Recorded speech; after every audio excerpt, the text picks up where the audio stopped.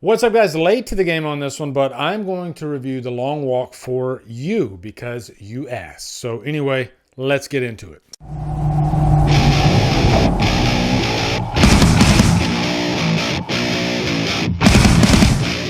The Long Walk stars Cooper Hoffman, David Johnson, and is directed by Francis Lawrence. And the blood will flow suddenly. What's up, guys? Welcome to a brand new 2025 review. We're going to review The Long Walk. I actually had a press screening for this right before it came out. I wasn't able to make a press screening because of work duty as I was on call. But I was just kind of going to let this one pass me by. I'm a Stephen King fan, but I just reviewed him, and there were quite a few people in the comments asking me to review this movie or if I had reviewed this movie. And you know what? I love that. I love that when you guys want to hear what I think about any given movie. So, yeah, I decided to go see The Long Walk today. So caught an early 11 o'clock showing, just got back. And boy, this movie hits hard. It hits really, really hard. And, you know, Stephen King, I think nobody handles characters, especially young characters, better than Stephen King. I think he writes some of the greatest dialogue. And I couldn't help but think of movies like Stand By Me when I was watching this, because really at its core, it's about friendship and it's about adolescence and, you know, I guess coming into your manhood, because these are a lot of young people in this movie that are volunteered.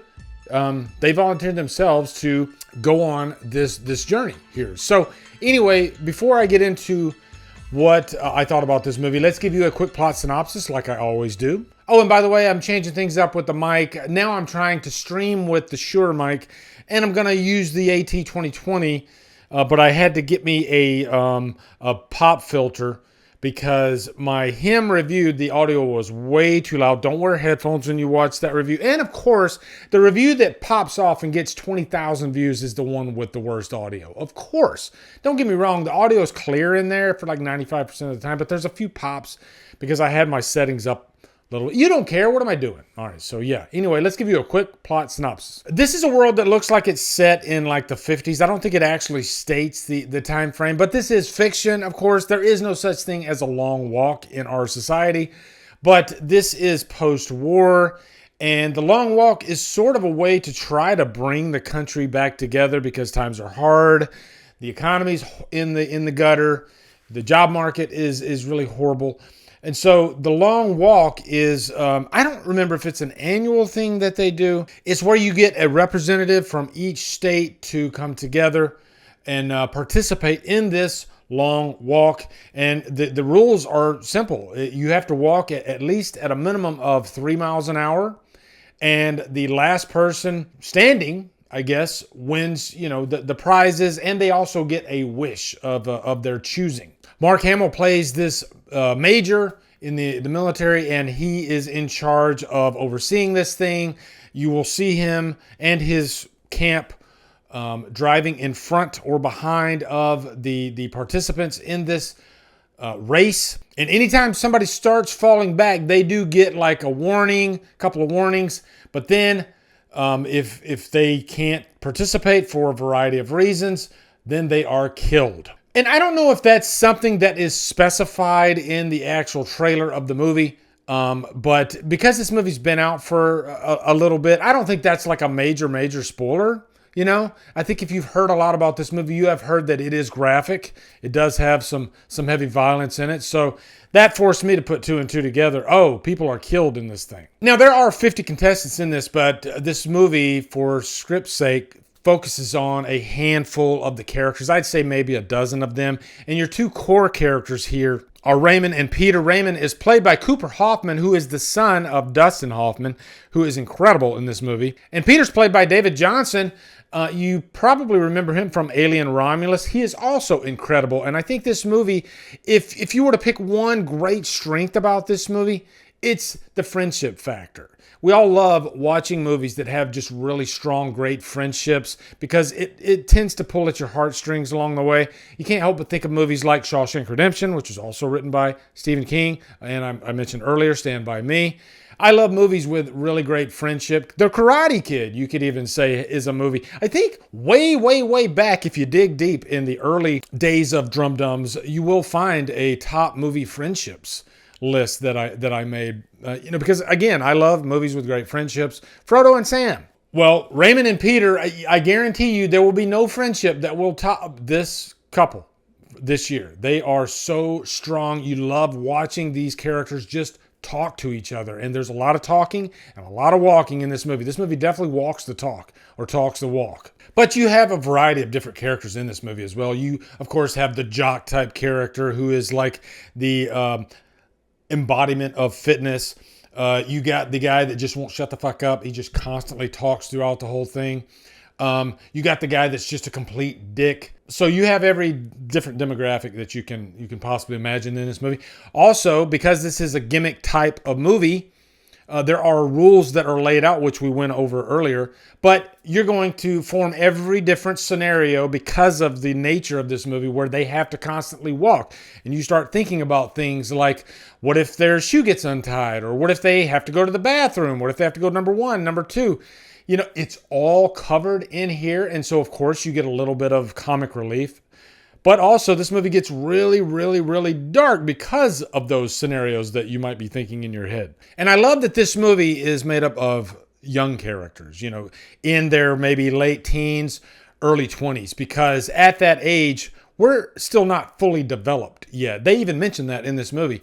And so there's a learning process that goes along the way. And you can't help but love Raymond and Peter. They're both the anchor of this movie. Raymond is just the most likable character you can possibly imagine. I won't go into any spoilers as to why he's doing this, but he at the beginning of the movie, you see him and his mother, played by Judy Greer, and they have such a beautiful relationship with each other.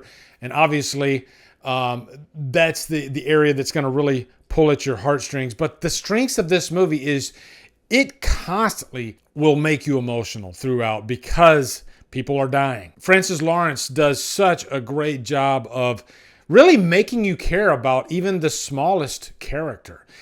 Humanizing characters that might necessarily come across as villainous. Even the worst character in this movie has a human moment that you can really sympathize with. Because at the end of the day, that's just human nature. And you're not 100% a great person all of the time. We all make mistakes. And I love that this movie addresses all of that stuff. Even the main character, who is like the angel of the movie, is not a perfect person. Look, this is a beautiful movie. I definitely got misty-eyed, teary-eyed when I was watching it. There are quite a few moments like that. It's also quite, I don't want to say shocking at times in terms of the violence. It's just real. It's just very realistic. And when you jump into this movie, you are thinking, oh, it's just a lighthearted walking type movie. But then the violence kind of hits you in the face pretty early on, setting you up for the tone that this movie will probably present. And it presents it over and over and over. But there is beautiful dialogue throughout the entire movie from a variety of different characters. And you might say to yourself, a movie about walking, it's got to be boring, right? I mean, that's the biggest complaint from people that don't necessarily like Lord of the Rings, because they say it's about walking. They even joke about it in Clerks too, but it's not about the destination. It's about the journey, right? And how these characters are written. And that's the strength of this movie, The Long Walk. It's beautiful. It surprised me. I didn't expect it to be as amazing as it was. It might be one of the best movies of the year. I think it is. And it's a great drama, but it really has every different emotion you can possibly imagine in it. And it's got such likable characters. So, Trapped on an Island for sure. I can't believe how great this movie really was. But, Stephen King knocks another one out of the park. He just, the guy has like a million different stories in his head. And I will say, I think given the current climate today and how things are just really in the toilet right now, with us constantly fighting with each other, I think this is a movie that's needed. I really do. And it doesn't like pick a side or anything like that. This is set in like the 50s. This is about the human experience. That's what it's about. Okay. And I kind of needed this today because my mind has been kind of in the shitter lately with things that are going on. So, guys, I'm sure a lot of you have seen this movie. Let me know down in the comments what you guys thought. Let's have a good conversation about it. Also, be sure to come over to Killer Flicks, where we talk horror all day and every day. And on Fridays, we do Free Fall Fridays. Follow my Drumdums on my socials, support me on Patreon, become a channel member, buy me coffee. Anyway, guys, thank you so much for watching. Have a good day, and Drumdum out.